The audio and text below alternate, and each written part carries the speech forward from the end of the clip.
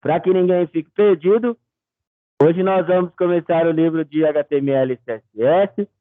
A quem era da minha turma, lembrando que nós vamos pular o livro 5 e 6, né? Mas depois nós retornaremos com ele. Quem era da turma da Vanessa já teve algumas dessas aulas, então eu peço um pouquinho de paciência, por favor. Tá? Então, possivelmente, essas primeiras aulas vocês já tiveram até acesso a elas, né? Outra coisa, pessoinhas,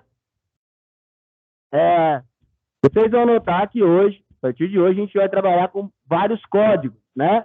Então, para que isso dê certo, eu preciso que vocês prestem bastante atenção, principalmente no começo. Os códigos são em inglês, mas são códigos que são repetidos. Então, vocês vão notar que muitos dos nomes, principalmente no começo, eles se repetem diversas vezes. Então, isso causa uma facilidade ali. Mais uma vez, eu peço a vocês, procurem fazer tudo o que eu passar para que vocês não tenham problemas, principalmente aí, né? Problemas de entender o que nós vamos fazer.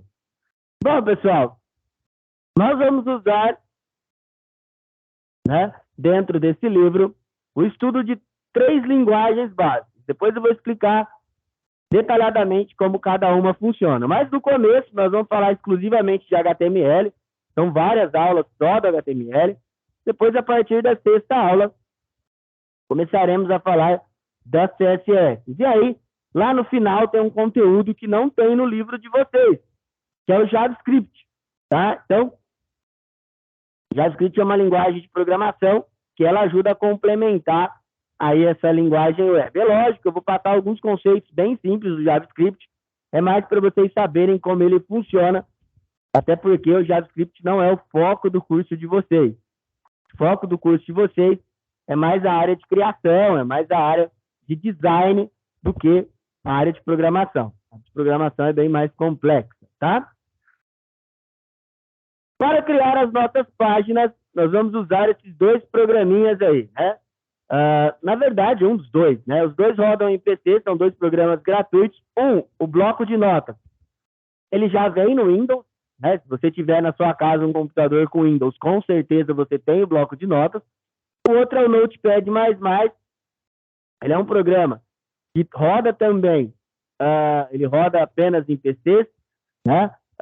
Ou Linux, ou macOS, mas em sistemas computacionais. E o legal de utilizar ele é que quando ele enxerga um comando, né, ele muda de cor. Então, quando ele enxerga um comando, uma palavra reservada do HTML, ele muda aquela palavra de cor. Então, assim, é mais fácil de nós sabermos se estamos digitando algo errado ou não. O HTML, ele lê linha por linha. Então, vocês têm que tomar bastante cuidado quando for digitar uma tag. Porque se você digitar errado, essa tag não funciona. Não quer dizer que ele irá mostrar um erro, tá? Ele não mostra para você onde está o erro. Às vezes você digitou um código errado, você salvou esse código errado, e aí a hora que você clica para abrir a sua página, não vai aparecer nada. É sinal que há algo errado dentro do seu código. Quando o código é pequeno, só de bater o olho, a gente já vê o que é o defeito, o problema, né? Mas tem códigos, depois vão ficando grandes, aí vai ficando mais complicado de saber onde está. Bom, por isso tem que prestar bastante atenção, tá? Bom, hoje nós iremos falar da introdução ao HTML. Na verdade, iremos falar um pouco da internet. Vou passar um videozinho para vocês aqui que fala um pouco sobre a internet. Nós vamos falar um pouco sobre como que a internet funciona, como que a internet chega até a sua casa, tá? E principalmente, né, gente, o que ela representa dentro da nossa vida, né? Se der tempo, a gente já vai até digitar um código dentro do HTML para a gente começar a aprender como ele funciona, tá? Na verdade, então, vou passar um pequeno vídeo para vocês, ele é bem rápido, e ele vai falar um pouco sobre a história da internet. O pessoal que estiver em casa, eu vou mandar esse vídeo no grupo de vocês, que possivelmente o Teams ele não manda o áudio, tá? Então, por isso que eu vou mandar lá para você. Deixa eu só pôr aqui para a galera. Só de cada espera só um minuto que eu já estou mandando o link para vocês aí, tá?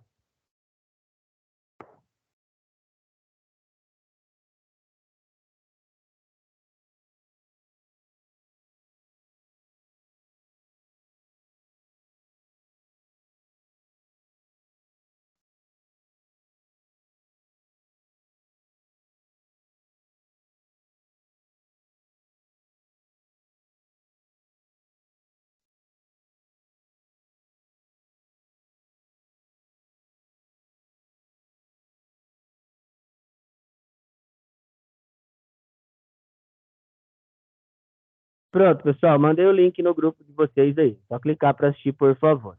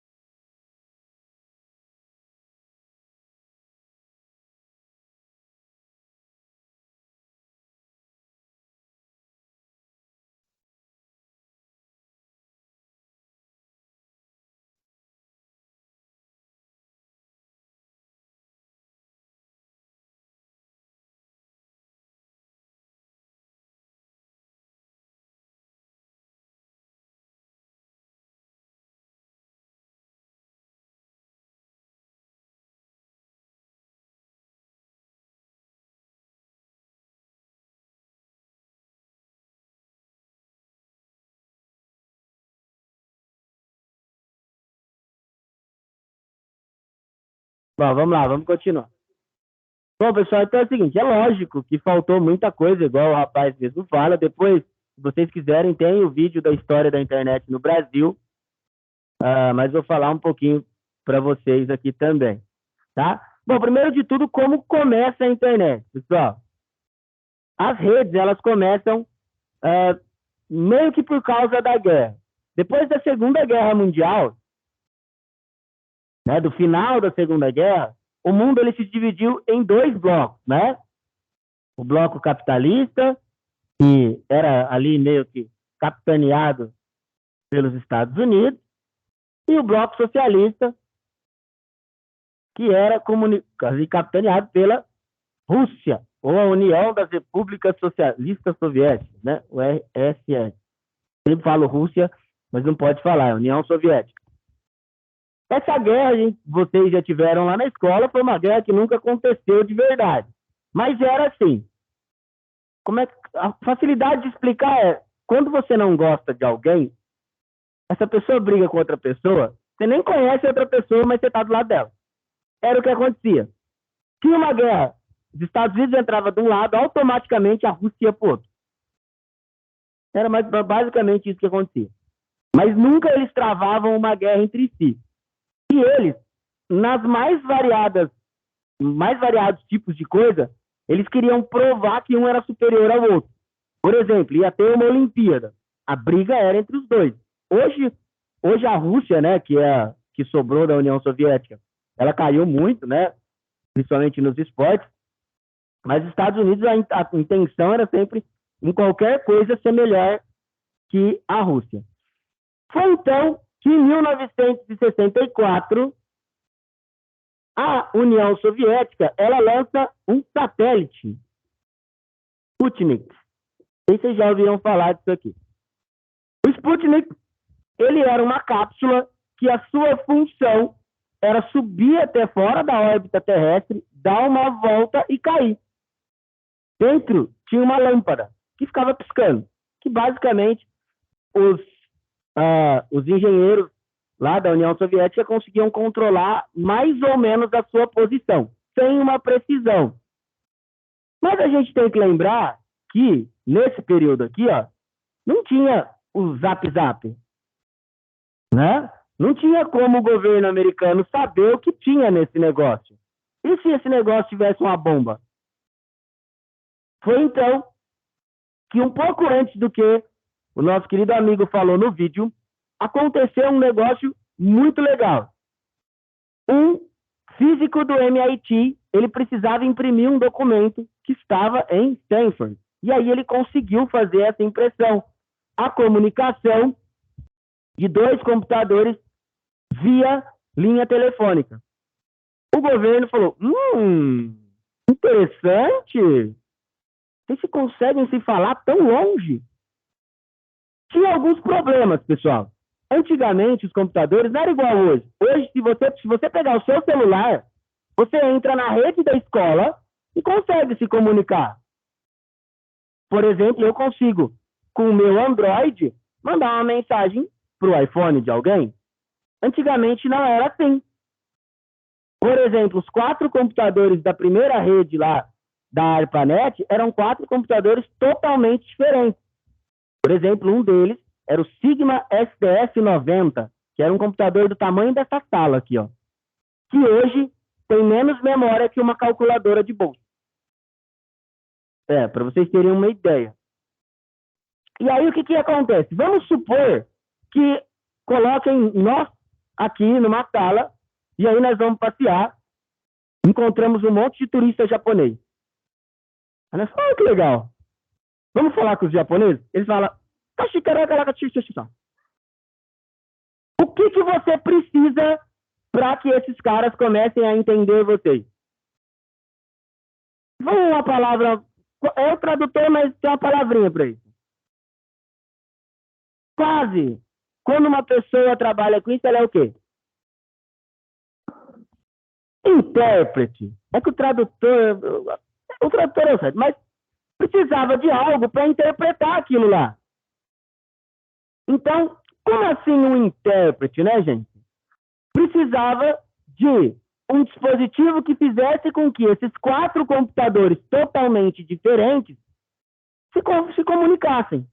O que um mandasse para o outro recebesse e falasse, ah, entendi, legal, né? E aí surge o primeiro protocolo. Esses intérpretes, pessoal, em tecnologia, nós chamamos de protocolo. Qual foi o primeiro protocolo que ele fala ali? Que todo mundo prestou atenção no vídeo, lógico. Se você acertar o protocolo, eu falo. O protocolo chamava MCP. MCP, pessoal, quer dizer Network Control Protocol, né? Ou protocolo de controle de rede. Esse protocolo ele foi usado por mais de 20 anos. Mas qual que era o problema desse protocolo? Quando era a ARPANET,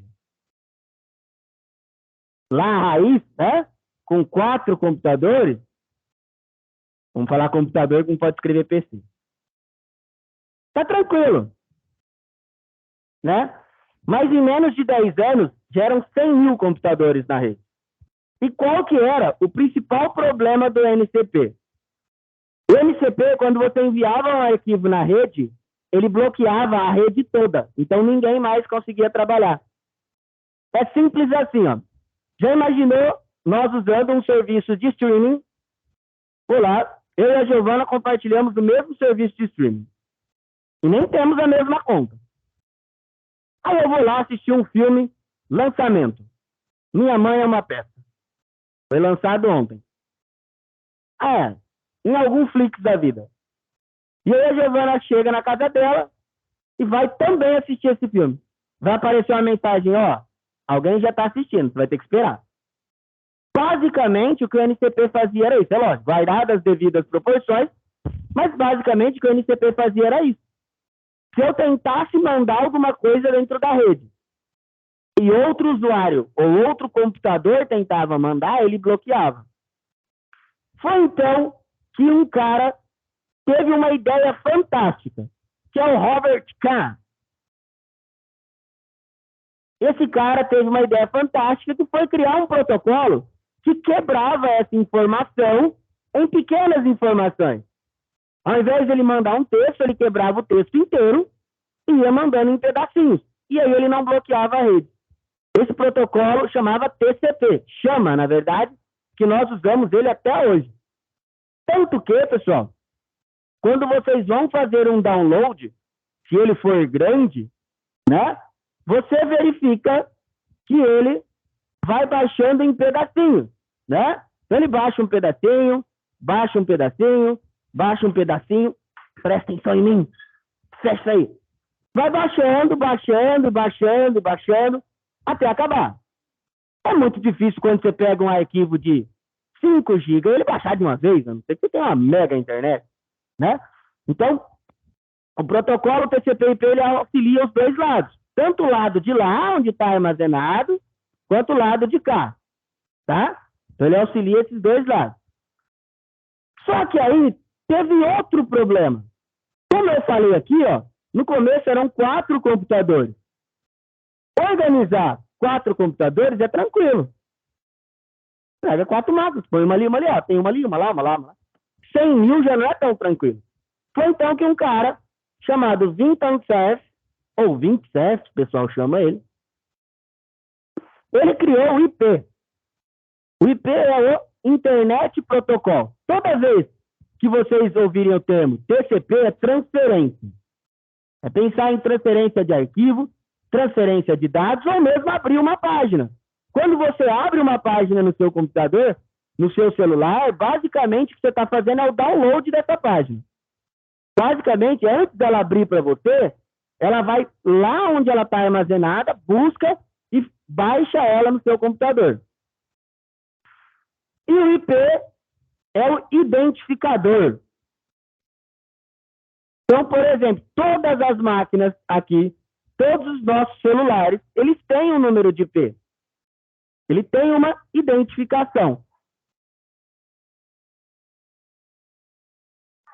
Não, isso é e-mail, isso é outra coisa. Não, isso é o e-mail, é outra coisa isso aí. Aquele é um número de bloqueio. Esse aqui, ele vai mudar cada vez que você entra numa rede. Lá na sua casa, ele é um número, aqui é um número. Se você entrar semana que vem aqui, é outro número e assim vai, tá?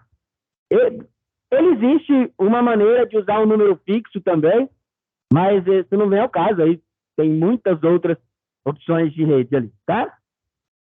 Mas o IP é um número da sua máquina dentro da rede.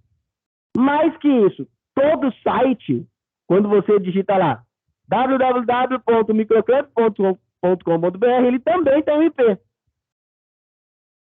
O que foi acontecendo foi que esse protocolo ele foi ficando cada vez mais utilizado ou cada vez com mais uso e começou a fazer falta. Hoje, o protocolo IPv4, que é um número em 32 bits, né? Ele é isso aqui, ele tem uma quantidade limitada de endereços. Então, os sites, hoje, eles usam o protocolo IPv6, que tem uma quantidade de endereços que beira, é próximo ao infinito, que é o 2 elevado a 64. Então, tem bastante endereço. Bom, e como que...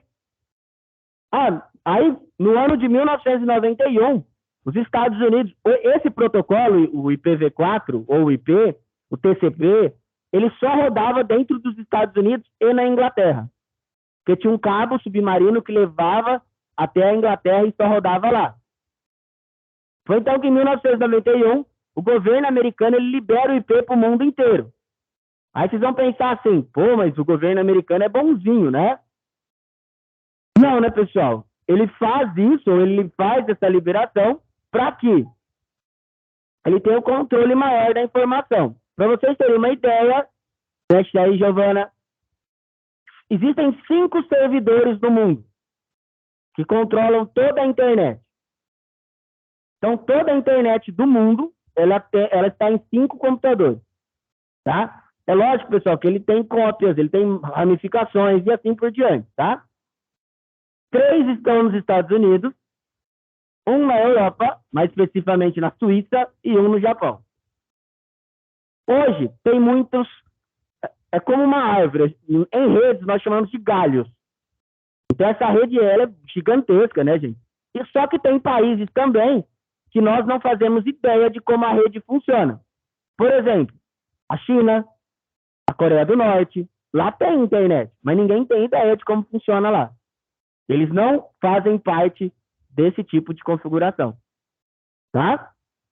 Então, toda vez que você entra num site que está escrito assim, que o final é só .com, o servidor dele não está no Brasil, está nos Estados Unidos.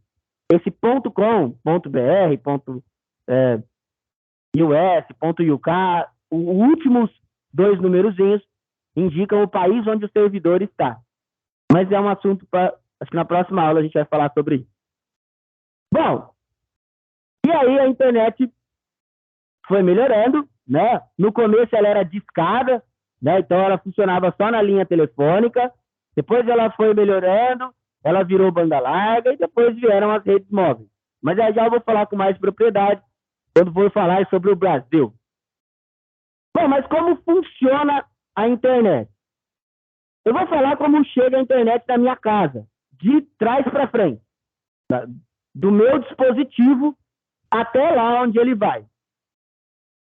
Quando eu chego em casa, eu pego o meu dispositivo, seja ele que for, o meu computador, minha TV ou o meu celular, e conecto a um roteador. Esse roteador, nós chamamos ele de gateway. O gateway é o que vai fazer a conexão. Gateway é a ponte. Então, eu conectei no meu roteador. O meu roteador ele está conectado a um modem, que é da empresa que me presta serviço. Tá? Essa empresa, este modem, ele é conectado, hoje como é fibra, né? Tudo é fibra ótica, ele sai da minha casa e vai até o poste. Uma primeira caixa onde organiza ali, geralmente de um bairro inteiro, dependendo da quantidade que tiver. Uma caixa, não é uma caixa gigante, mas quando você passar por um poste e ver uma caixinha assim, com um identificador, ali é rede de internet, tá? Seja da empresa que for. Pode ser da Vivo, da NET, via rádio perto da sua casa, o que for, tá? Antes de vocês perguntarem como eles põem a caixinha, eles pagam aluguel para a CPFL. A CPFL ela é dona, entre aspas, do poste. Então, quando uma empresa vai colocar alguma coisa ali, ela tem que pagar um aluguel para a CPFL para poder utilizar aquele lugar. Tá? Então, por exemplo, essas empresas... Qual? Isso, o da caixinha vai até a sua casa. Geralmente, eles colocam... Depende muito da quantidade vendida.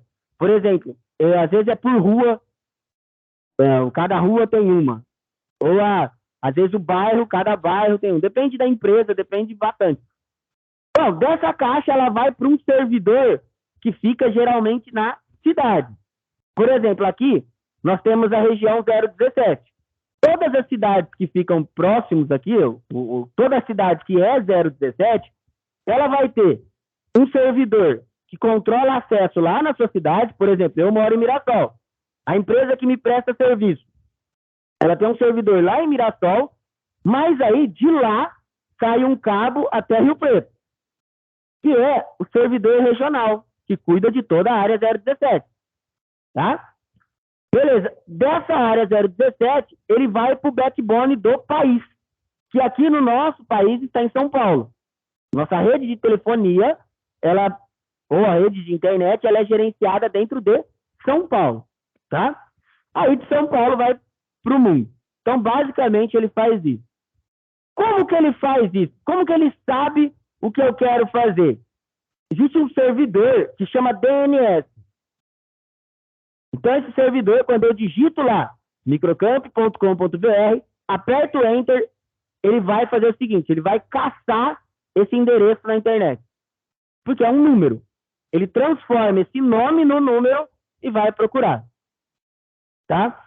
Se você quiser saber o caminho que vai da sua casa até a página que você quiser, é bem simples.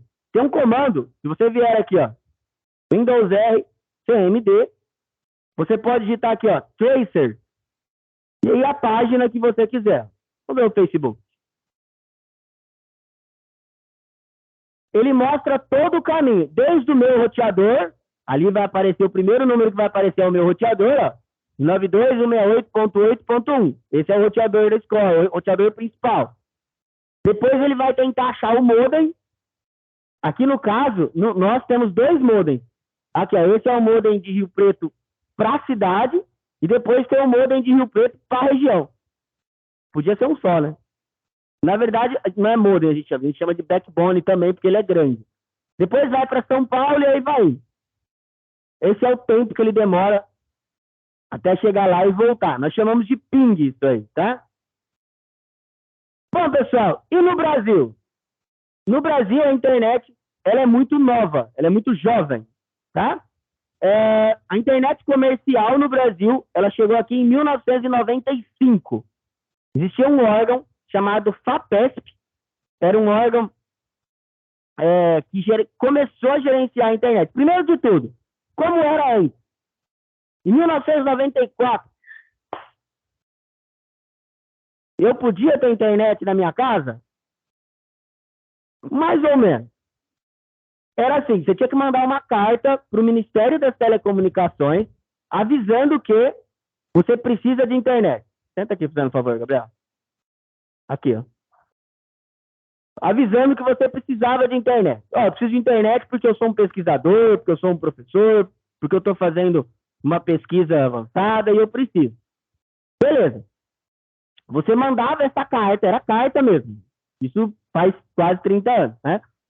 E aí eles te respondiam e te mandavam um link, que era um aparelhinho que você ligava no seu computador. Esse link era de 14 KB. Pra vocês terem uma ideia, 0,000... Pô, divide 14 por 1000. Aí, de 1 mega. Hoje, qualquer pessoa em casa tem 100 mega, né? Então, imagina a velocidade, o quanto era baixa. E também era muito caro. Para vocês terem uma ideia, um link desse, por mês, girava em torno de 3 salários mínimos. Era muito caro. Então, além de ser algo que difícil de ter, era só quem tinha muita grana. Só que também, pessoal, nessa época, um computador ele custava o mesmo tanto de um carro. O mesmo valor de um carro popular. Tá? Em 1980, um computador no Brasil custava o preço de uma casa. Porque era em dólar, um computador, o Apple II, ele custava 12 mil dólares, lá nos Estados Unidos. Naquela época, era muito dinheiro, assim, para aquele, que era cruzado na época, sei lá. Mas era muito dinheiro. Eu lembro que uma vez, eu estava lendo uma conversão, era isso, nos anos 80 era uma casa, no início dos anos 90 um carro. Por quê? Porque tinham poucos fabricantes, porque as peças eram muito caras e o Brasil a tecnologia é muito atrasada. Então, por isso. Bom, então, em 1995, o governo começa a abertura, em 1998 vem a privatização das teles, e aí começa a ficar mais, vamos dizer, mais simples, né? Surge alguns provedores, por exemplo, o IG, o UOL, o Terra. Aqui no Brasil tinha a América Online, que hoje só tem nos Estados Unidos. Nos anos 2000, início dos anos 2000, surge a banda larga. Aqui no Brasil, quem trouxe o primeiro modem de banda larga foi a Telefônica, que nem existe mais aqui, né? Que era o Speed. Também no começo muito caro, né? Era muito difícil de ter. E aí depois, na segunda metade dos anos 2000, começa a chegar as versões mobile da internet, né? Primeiro com GSM, depois vem a tecnologia, entra a parte G, né? 2G, 3G, e hoje o 4G hoje, estamos tentando caminhar para o 5G, que está bem difícil. Pessoal, uma das coisas que mais fizeram a internet evoluir foram os serviços que precisam dela. Uma das coisas que eu sempre falo é que hoje é muito difícil, você não sai de casa se a internet não existir. Por quê? É só pensar em dinheiro. Por exemplo, eu não ando com dinheiro. Não sei. Aliás, esses dias eu estava até com R$2. Ele ainda está aqui, eu achei. Ó. Estou rico, eu tenho R$2. Não, deixa ele que eu vou guardar. Por quê? Porque onde a gente vai, seja tomar um café na padaria, ou seja, jantar fora, ou seja, ir num show, ou seja, comprar alguma coisa, você tem que passar o cartão. Na verdade, nem o cartão você precisa mais, né? Hoje em dia, se você tiver isso aqui no seu bolso, tiver internet, você consegue fazer. Pô, os meus cartões, todos eles têm o cartão virtual também. Então, todos eles é só o cara digitar lá o QR Code, eu tiro uma foto e passa. Né? Então, tudo que você imaginar precisa da internet. Há uns 12 anos atrás, aproximadamente, na época era NET, eu não me lembro se era NET ou se era Telefônica Vivo. Estava passando um cabo de fibra ótica. E ali chegou em Schmidt, os caras deixaram ali meio amostra antes de tampar, e aí umas pessoas viram, cortaram o cabo e pensando que era cobre. Só que o cabo de fibra ótica, por dentro dele, ele é um pequeno filamento, quase, não é nem de plástico, para transmissão de luz, e ele não vale nada. Só que isso fez com que Rio Preto ficasse 2 dias sem internet. Porque cortou de algumas torres ali, próximo, e a internet não conseguia chegar aqui. Foi um caos nessa cidade, né? É muito difícil ficar naquele tempo, parece pouco tempo, mas faz um pouquinho mais, uns 14 anos atrás. Imagina hoje, né? A vida entra em colapso. Né? Quando fica sem redes sociais, vocês quase morrem. Imagina se vocês ficarem tanto tempo sem internet. Bom, falei demais. Agora é hora de eu descansar a voz e vocês fazerem exercício. Vamos ao nosso primeiro exercício de hoje, bem rapidinho. 5 minutos que nós já nos alongamos. Vamos lá, pessoal.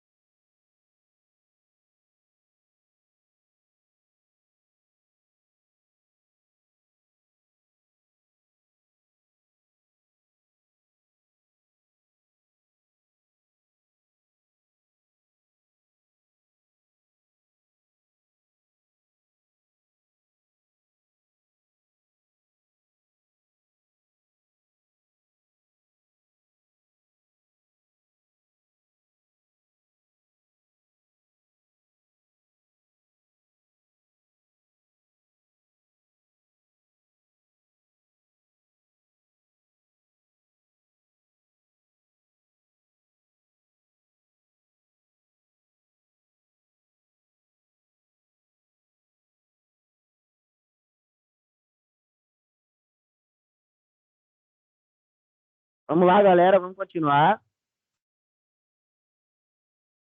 Fechem esses, o que não for da matéria, por favor. Acorda, Julinha, vamos lá.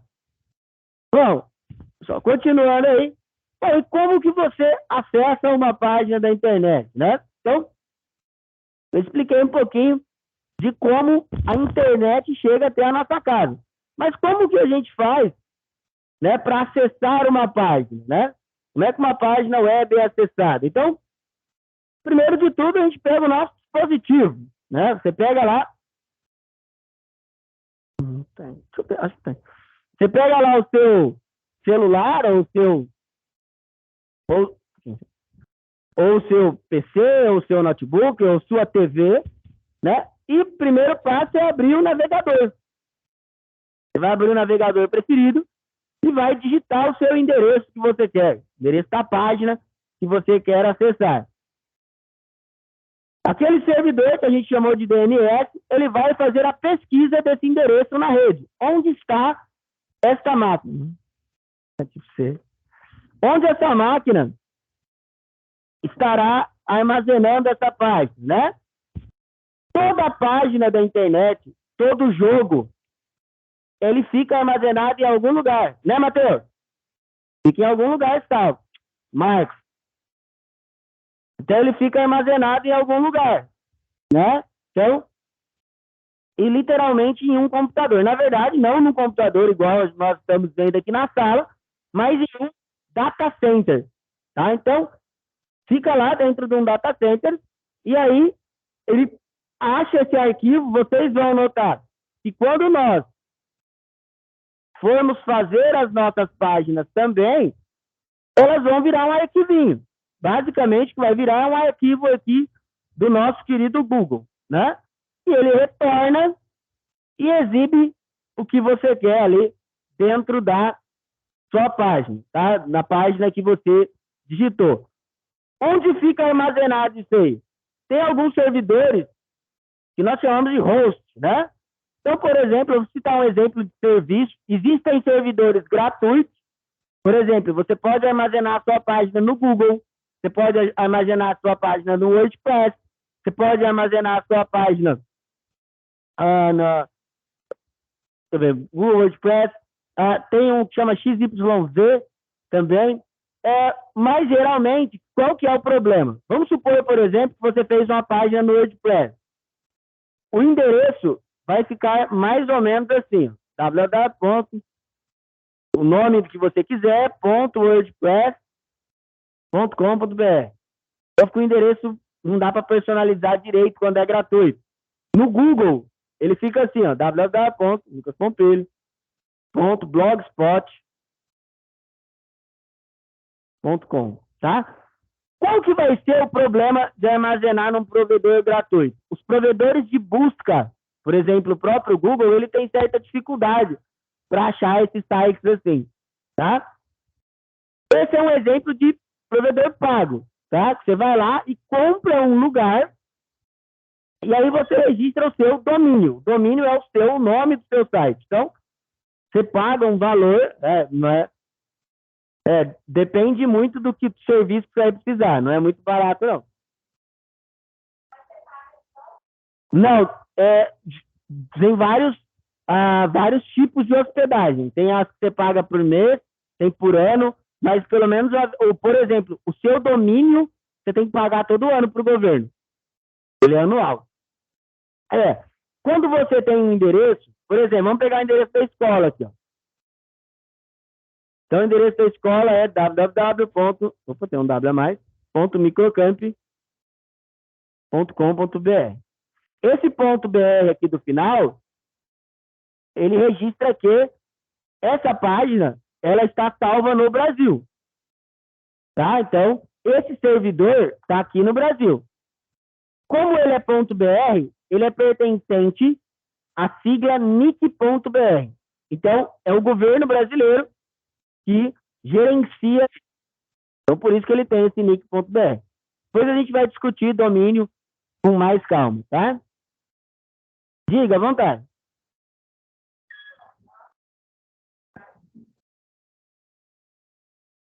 Não, peraí. Como assim? Isso. Não, é um imposto. É um imposto. Basicamente, o que você paga como se fosse um DARF. É um imposto, tá?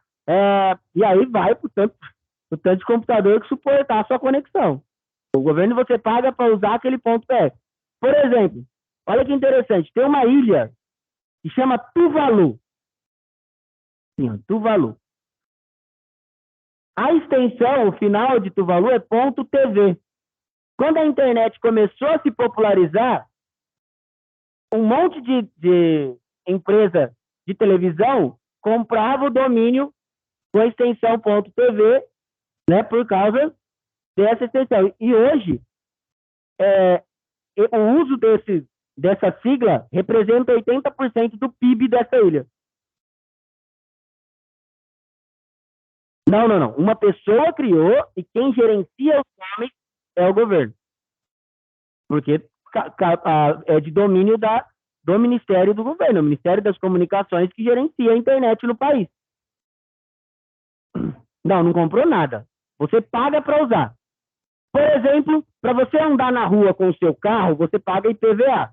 Seu carro não é do governo, a rua também não. Mas você paga um imposto para andar com ele. A internet é a mesma coisa. O site não foi o governo que fez, foi você ou foi um web designer, e nem ele nem está armazenando. Você paga para poder utilizar aquele domínio. Entendeu? A gente paga até para respirar. Tá? Bom, e tem um cara, eu gosto de dar o crédito para ele tem um canal do YouTube que chama Curso em Vídeo, e ele faz uma analogia bem interessante sobre como saber qual a função de cada linguagem dentro de um site. A analogia que ele faz é com uma redação de jornal. Então, ele fala assim, num jornal, né, uma jornalista ou um jornalista, ele é responsável por trazer as notícias, trazer as fotos, trazer os vídeos, trazer a matéria em si. O designer, ele é o que deixa aquilo tudo bonitinho. Ele vai deixar tudo enquadrado, bonitinho, para ficar na página e tal. E o programador, ele vai cuidar da área de segurança. Vai colocar aquilo no ar, ou vai mandar para impressão, ou vai colocar no servidor, e assim por diante. E na web, o papel do jornalista é feito pelo HTML, o papel do design pela CSS e o papel de programação pelo JavaScript. O que isso quer dizer, pessoal? Quer dizer que o HTML ele é responsável pelo conteúdo. Tudo que você imaginar que estiver relacionado ao conteúdo, a textos, a vídeos, a inserir aquilo dentro da página é feito no HTML. É possível fazer uma página inteira apenas no HTML? É. É recomendável fazer uma página inteira no HTML? Não. Por quê? Porque ficaria uma página sem design algum. Uma página sem recursos, tá? Porque a CSS, as folhas de estilo, vocês vão aprender daqui a pouco, elas são responsáveis por todo o design. De deixar uma letra bonita, um menu bonito, de adicionar cores mais bacanas, já que o HTML ele trabalha só com cor pura. O que quer dizer cor pura? Por exemplo, vermelho, azul, amarelo. Ele não trabalha com aquela coleção de cores, por exemplo, que tem lá no site da Adobe Color. É a restrição do próprio HTML, uma limitação dele mesmo. Quando ele evoluiu, quando teve a evolução, a W3C, ela designou que o HTML ia cuidar só da parte estrutural. E o design, todo o layout da página ia ficar com CSS. Só, você não consegue fazer uma página inteira no CSS. CSS ele só vai trabalhar em conjunto com o HTML. Entendeu? Sozinho não faz nada, tá?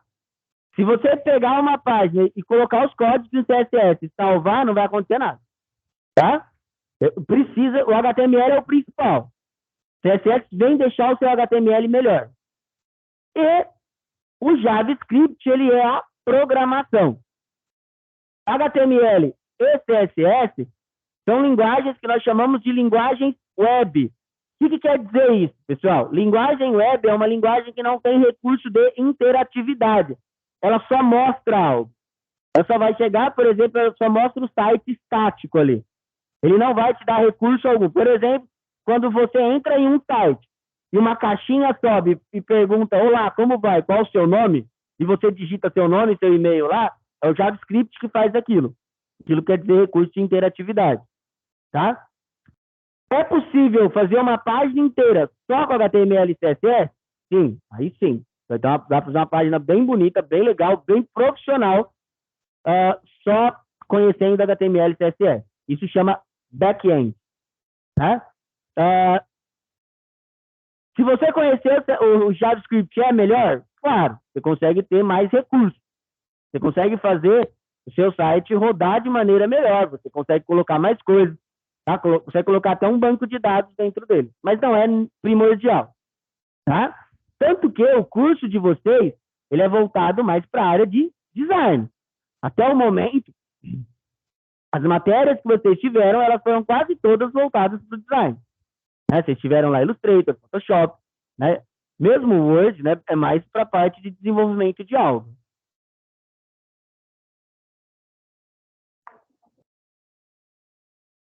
Você precisa... Não, primeiro de tudo, um aplicativo você tem que ter uma programação envolvida. O aplicativo ele vai depender da plataforma hoje. Tá? Antigamente, o Google ele era muito... ele era muito aberto, assim, ele deixava qualquer pessoa colocar algo lá, desde que passasse pelo inspetor de segurança. Hoje já é mais complicado, você tem que adquirir o kit desenvolvedor, que gira em torno de $400, e vem o software do Google, vem o compilador, tudo. E depois você manda o aplicativo para o Google e aí ele entra na Play Store. Só que isso aí você paga uma vez só. Não é igual o domínio lá. O iOS é mais difícil ainda. Porque além de pagar para desenvolver, o software que você vai compilar, ele também você tem que pagar, então você paga 2 vezes, e a hora que você manda, o risco de não aprovar é muito grande. Porque ele tem um monte de limitações. Sim. Aliás, Android tem muito, porque lá no começo, o Google deixava entrar qualquer coisa. Então, é que você, não sei se vocês lembram, há uns 10 anos atrás, tinha um aplicativo que você ficava batendo nele, era o Bambam. Tava gritando, brrr, brrr. Então, tinham coisas desde isso, que não serve para nada, até aplicativos sérios também. A Microsoft, ela também tentou entrar nesse ramo, tá? Numa época, quando sai o Windows 8, ela tentou criar a loja de aplicativos ser maior, mas aí saiu muito atrás. As pessoas já estavam ganhando dinheiro com o Google, então por isso que a Microsoft, até hoje, o projeto dela é bem menor.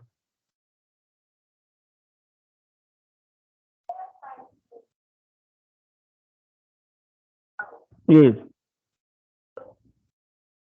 Não necessariamente você não precisa pagar. Se você quiser ter um site profissional, sim, você vai precisar comprar um domínio, você vai precisar comprar armazenamento. Aí, oi? Domínio é o endereço. Então, por exemplo, Microcamp é um domínio. Microcamp.com.br, o Microcamp é o domínio. .com é comercial, BR é de Brasil. Tá? Então, quando você vai ter uma página profissional, você precisa adquirir esse domínio. Você precisa também comprar um espaço. Não dá para armazenar na sua casa, por exemplo. Ah, mas o meu computador fica conectado o dia inteiro. Mas não tem jeito. Tá? Você precisa de um host, é um trabalho que é uma coisa que dá bastante trabalho também. Né? Não dá para fazer assim dentro de casa. Bom, vou mostrar alguns exemplos de códigos. Vocês vão notar que esses códigos, todos eles rodam em qualquer tipo de programa. São todos códigos simples. Esse é um exemplo de código HTML. Olha que bonito. Então, vocês vão digitar muito essa estrutura básica, tá? Desenvolvida no bloco de notas. É um programa muito simples, tá? Esse é um exemplo de código em CSS. Esse aí é uma CSS externa, que você é um arquivo que você cria para fazer configurações, ó. E aí uma coisa que é interessante, que eu sempre falo, que nós temos que usar o termo toda vez. Toda vez que eu ver um H1 na minha página, ele vai configurar o H1 dessa maneira. Por exemplo, ali, ó, ele está colocando o texto como verde o tamanho da fonte como 30 pixels, a família da fonte como sans serif, o alinhamento do texto centralizado e a decoração do texto como underline, que é sublinhado, né? O de baixo, ele colocou a cor como vermelha, o tamanho da fonte 20 pixels e o alinhamento de texto como justificado. E aí ele colocou o parâmetro, o seletor como H2, né? Isso aqui quer dizer assim, ó, a CSS, ela sempre trabalha com seletor, propriedade e valor, tá? Então, eu sei que às vezes você vê esses nomes aqui, estão achando um pouquinho complicado, mas depois vocês vão ver que é bem tranquilo. É só pegar o que eu falei, vocês não podem deixar de fazer as primeiras aulas.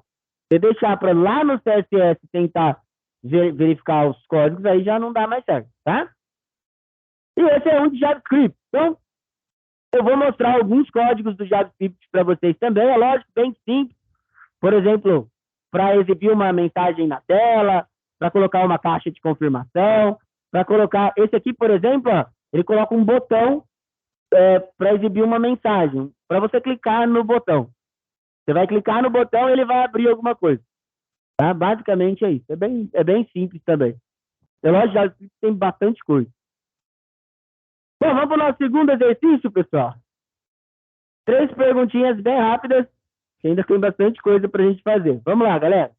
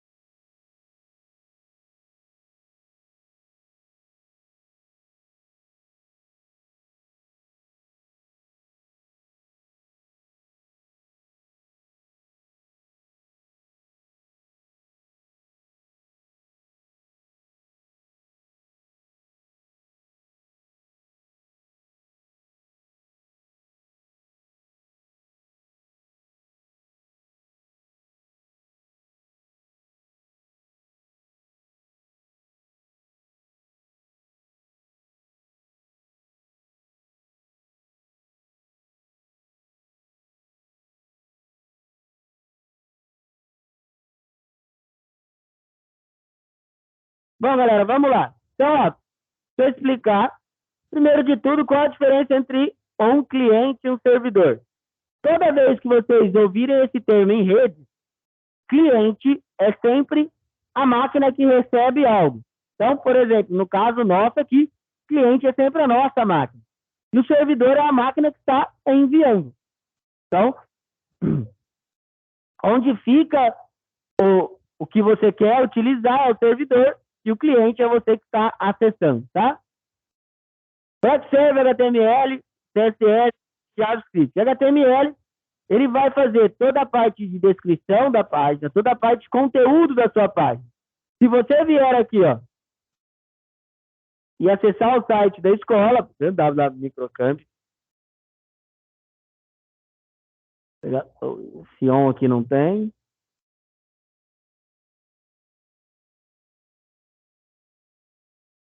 Se você vier aqui acessar o site da escola, por exemplo, né? E vier aqui, ó, botão direito, selecionar. Você vai notar, ó, que aqui tem tudo que eu falei para vocês. Tem o HTML, então tá aqui, essas divs, sectors, tudo isso é HTML, tá? Que finaliza aqui. Lá em cima vai ter CSS, que ele entra dentro dessa tag style aqui. Tem uma tagzinha style aqui, ó. Tá? E aqui tem JavaScript, ó, scriptzinho aqui, ó. Script ID, aí ele tá colocando algumas conexões de script, tá? Então, toda vez que vocês falarem do termo, ouvirem o termo HTML e querer saber o que ele faz o esqueleto da página, responsável por todo o conteúdo. A CSS é uma linguagem de design de página, então ele faz com que o seu site fique um pouco melhor. E o JavaScript é uma linguagem de programação que trabalha com recursos de interatividade. Quando a gente pergunta quais sites fazem uso de JavaScript, eu acabei de mostrar o da escola. Da escola ele usa JavaScript. Mas olha que interessante. Vamos acessar o YouTube, por exemplo. Quando você acessa o YouTube, ele abre aí e mostra um monte de vídeo, né? Se você vier aqui, ó, configurações, vem aqui, privacidade e segurança, vamos desabilitar o nosso JavaScript. Aqui, ó, JavaScript, eu vou desabilitar ele, ó, não permitir o uso do JavaScript, tá? Olha a hora que eu atualizar o YouTube.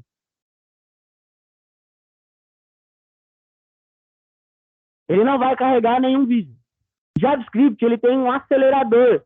Então, todos os sites acabam usando o JavaScript para torná-lo mais rápido. Dava para colocar um vídeo no YouTube sem usar o JavaScript? Dava. Qual que é o problema? Não dava, por exemplo, para colocar um vídeo ao vivo. Não dava, por exemplo, para você colocar alguns recursos. Por exemplo, hoje o YouTube ele tem um recurso de corte.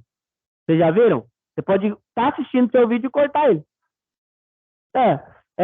Não dá para fazer isso sem o JavaScript, tá? Então ele pega todo o acelerador, pega isso aí, Gabriel, e coloca dentro aí do JavaScript, né? Tem uns outros aceleradores também, por exemplo, no caso do Google, o acelerador do JavaScript dele chama Angular, tá?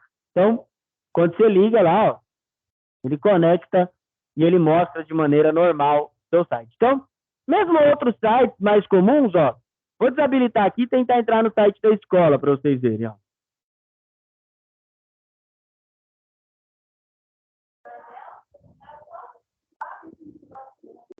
Sim, tira aí. Aqui, ó. Aqui, por exemplo, esse banner estava mais para cima, né? Por quê? Porque ele é um banner interativo, tá? Aqui tinha que subir algumas coisas. Então você vê que ele fica com bem menos recursos quando você desabilita o JavaScript da sua máquina. Tudo. Facebook nem abre sem o JavaScript, né? Na verdade, ele tem uma versão HTML, que é uma versão bem simplesinha, mas aí tem algumas coisas que não vão abrir. Qualquer rede social precisa muito do JavaScript para poder trabalhar, tá? Bom, aproveitando falando de linguagem de programação, pessoal, linguagem de programação é o que interpreta o que você quer que o computador faça. computador, ele não sabe ou ele não consegue distinguir nada, né? Se você chegar, dar uma ordem para o computador, ele não vai fazer. Se eu falar para o computador assim, ó, eu quero que você faça um programa para mim que armazene o nome de todos os alunos, e aperta o Enter aqui. Ele não vai fazer. Eu tenho que programá-lo para isso. E para isso eu preciso programar em uma linguagem que ele entenda. Antigamente, os computadores, eles entendiam apenas 0 e 1. Que era ligado e desligado. Hoje, ele entende linguagens de programação. Existem diversas, alguns milhares de linguagens. É lógico que tem as mais modernas, ou tem as que são mais usuais, e grande parte dessas mais usuais são voltadas para um fim específico. Por exemplo, a linguagem, vamos pegar uma que seja só para alguma coisa. Cadê o PHP? Aqui, PHP. O PHP é uma linguagem de programação que ela é voltada para banco de dados da internet. Então, por exemplo, vamos supor que o seu site, o site lá do Netflix, o Netflix ele precisa armazenar, além dos filmes, ele precisa armazenar o nome de todos os seus usuários e a senha de todos os seus usuários, não precisa? Para isso, ele precisa de um arquivo criado dentro do PHP. O Java, se você tem um aplicativo dentro do seu Android, ou ele foi criado em Java, ou ele foi criado em Kotlin. O Android não aceita outra linguagem de programação. Então, não existe uma linguagem pior ou uma linguagem melhor que a outra. Existem linguagens que são mais usadas. Igual eu falei, na web, quase todos os sites usam JavaScript. Isso não quer dizer que o JavaScript é o melhor recurso para a web. Quer dizer que ele é o mais usado. Né? É igual o Python. O Python é uma linguagem muito moderna, muito leve, e que os programadores mais jovens têm usado muito. Não quer dizer que o Python seja a melhor linguagem do mundo, ela tem seus defeitos também, mas quer dizer que ela está suprindo as necessidades do momento. Então, programar, principalmente escolher uma linguagem, é verificar o que vai te auxiliar naquele momento. Como escolher uma linguagem de programação? Primeiro de tudo, aprender bastante lógica. Depois que você tiver bem lógica, fazer pseudocódigos em português muito bem, você escolhe qualquer linguagem de alto nível, não pode ser uma linguagem de baixo nível, uma linguagem interpretada, e aí você começa a programar por ela. O ideal é isso. Se aprender uma linguagem, você aprende qualquer uma. Por quê? Porque geralmente grande parte dos comandos são iguais. Então, grande parte dos comandos lá do Java, eles são iguais no JavaScript. É um ou outro comando que é diferente. A estrutura é a mesma, tá? Quando você vai começar a criar os seus programas, você começa com um algoritmo.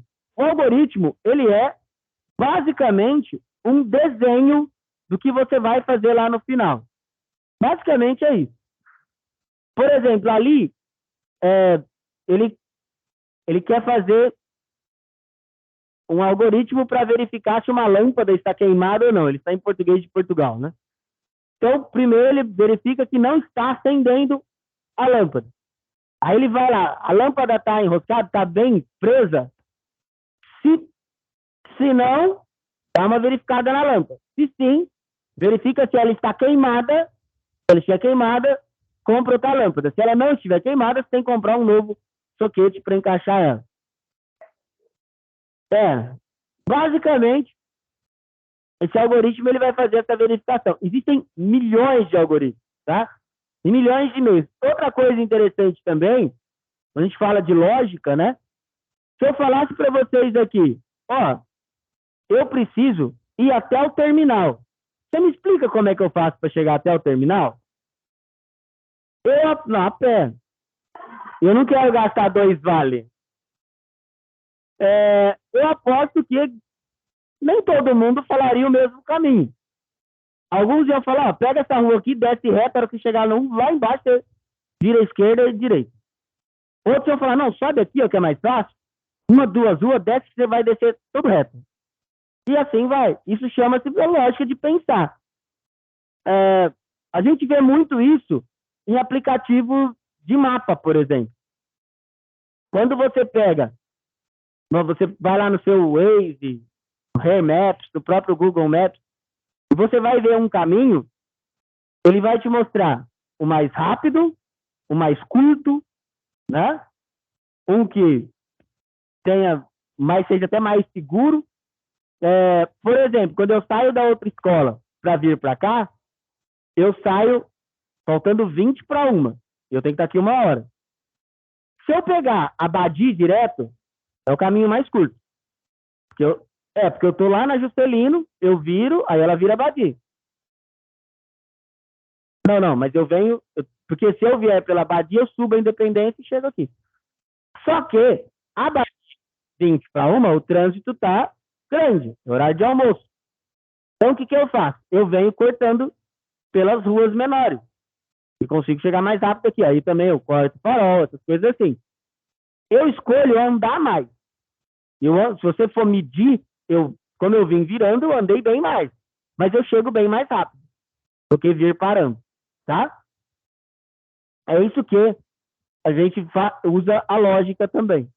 Né? E eu já testei, eu já vim direto pela Badi, eu já cruzei o shopping, vim pela Andaló, e o melhor caminho é vir cortando por dentro, tá? Bom, quase todas as linguagens de programação, talvez as compiladas não, elas trabalham com esse menu que nós vamos também conhecer dentro do HTML. Nós chamamos essa estrutura de top-down. Tá? O que quer dizer top-down? Ela vai executar de cima para baixo.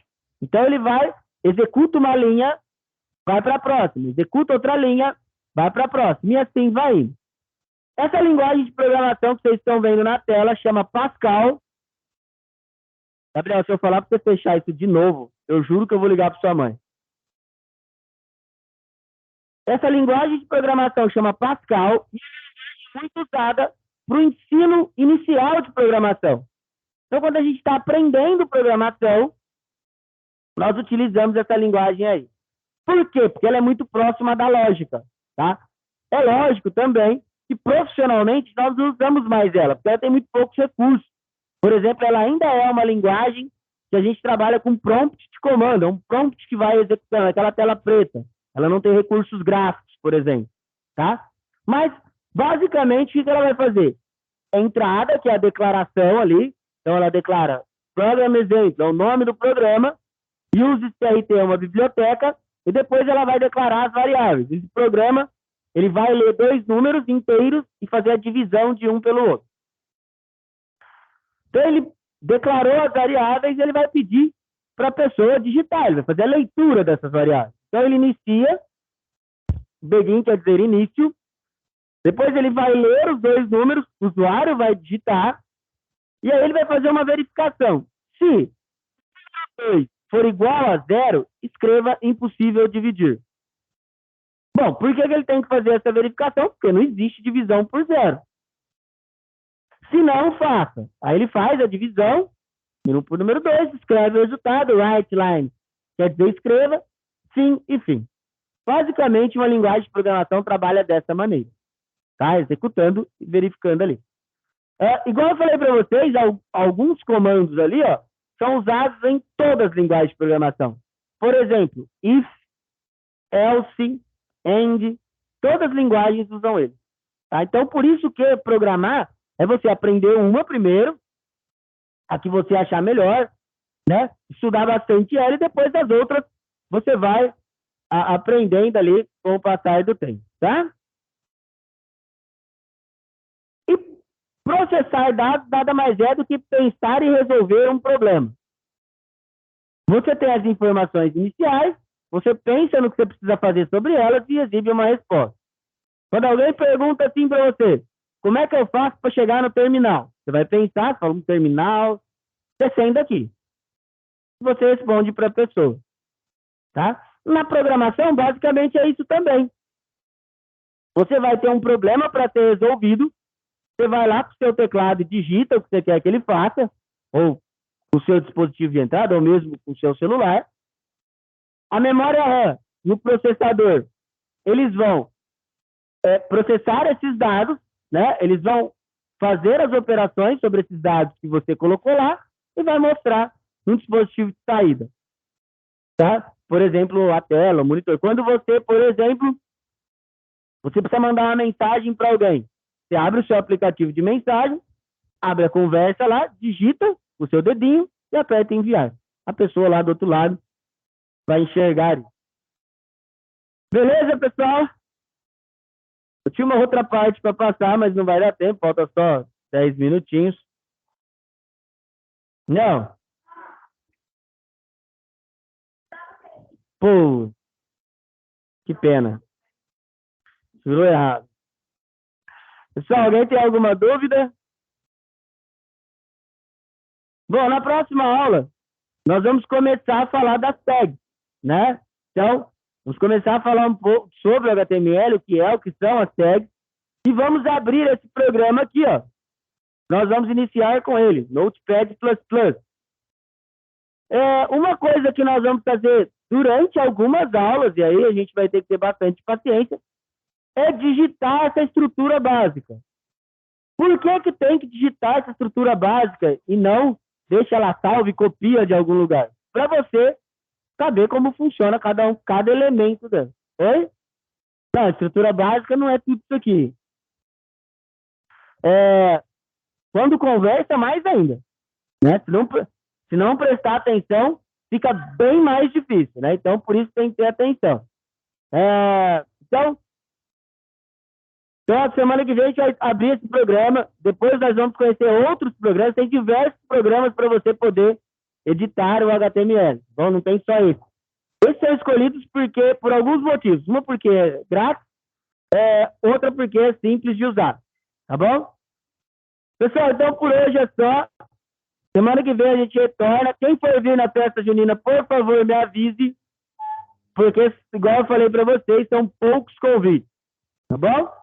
Pessoal de casa, muito obrigado. Até a semana que vem. Tchau, tchau.